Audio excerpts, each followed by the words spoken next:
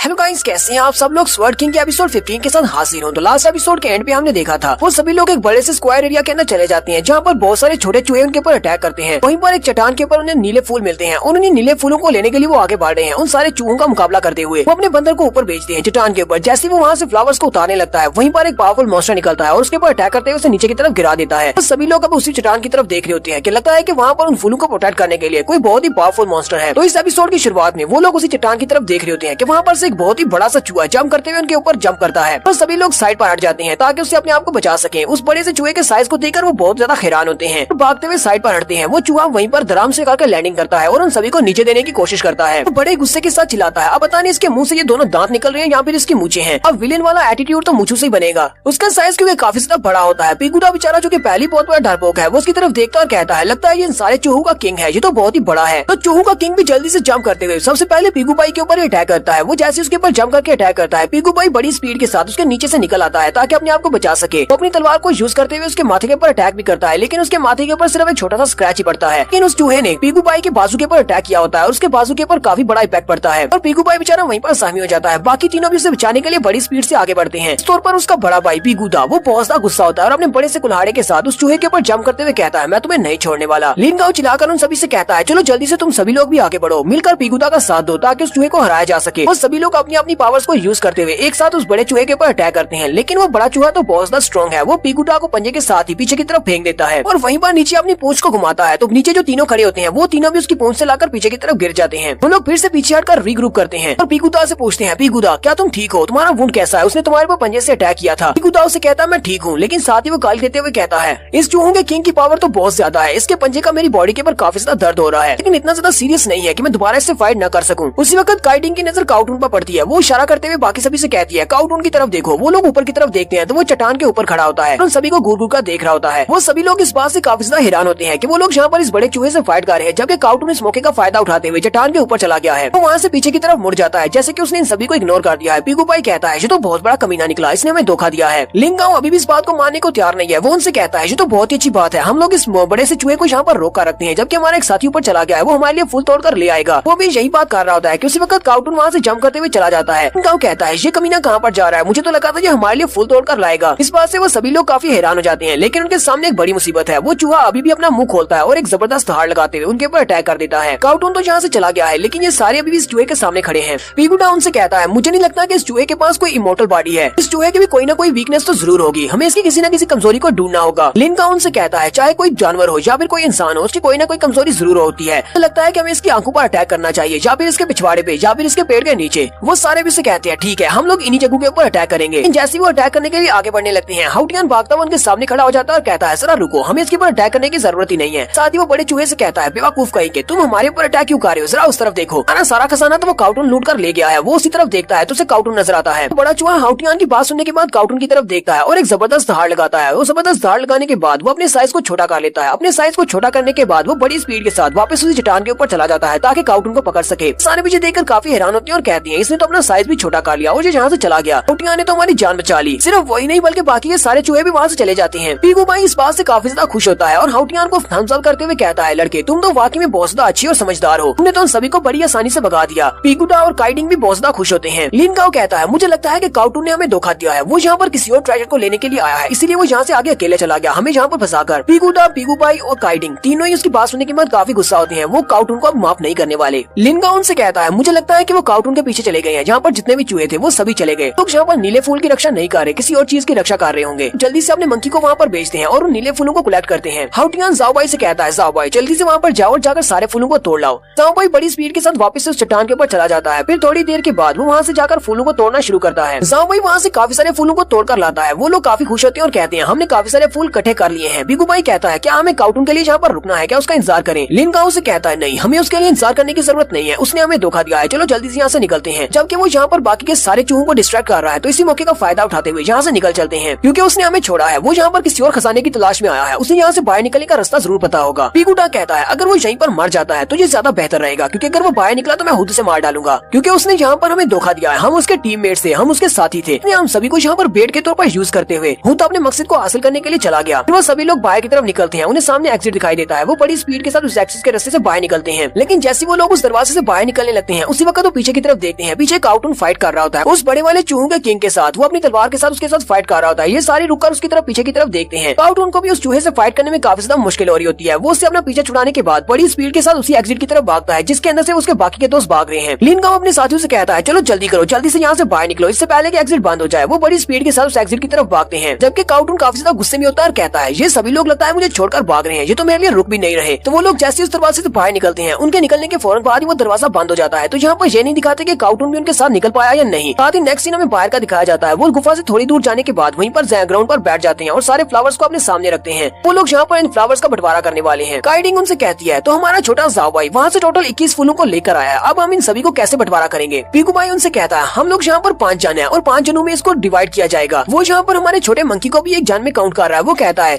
Little भाई ने यहाँ पर बहुत ही अच्छा काम किया है, इसलिए मुझे लगता है कि हमें अपने इनाम को इसके साथ भी बांटना चाहिए, इसको भी पूरा बराबर का हिस्सा मिलेगा। जाओ भाई भी काफी ज्यादा खुश हो जाता है। लिनगाओ कहता है ठीक है हम लोग इसी तरह इसको डिवाइड करेंगे। पीकू भाई उनसे कहता है तो हम लोग यहाँ पर 6 लोग हैं तो 18 फूल तो हम तीनों में 3-3 आ गए और उसके बाद हम लोग 3 फूलों को डंक सिस्टर के लिए छोड़ देंगे जिसके लिए हम लोग यहाँ पर आए थे। इस तरह जो बंटवारा कंप्लीट हो जाएगा। वो सभी लोग उसे कहते हैं ठीक है तुमने बहुत ही अच्छा बंटवारा किया है, हमें इस बात से कोई भी मसला नहीं है। जबकि हाउटियान और उसका छोटा मंकी वो दोनों भी काफी ज्यादा खुश होते हैं। सिस्टर काइडिंग कहती है हाँ ठीक है चलो अपना अपना हिस्सा ले लो। वो लोग अभी वहीं पर अपने अपने 3-3 फूल उठाने लगते हैं कि उसी वक्त काउटून भी वहाँ पर आ जाता है और उनसे कहता है लगता है कि तुम सभी लोग मेरे बारे में भूल गए हो, तुमने मेरा हिस्सा तो निकाला ही नहीं। और साथ ही उसने अपने हाथ में अपनी तलवार भी पकड़ी होती है जैसे कि वो उनके ऊपर अटैक करने वाला है। पीकूडा जल्दी से उठकर खड़ा हो जाता है और अपना कुल्हाड़ा पकड़कर उससे कहता है कमीने कहेंगे यहाँ से दफा हो जाओ, तुमने हमें धोखा दिया है।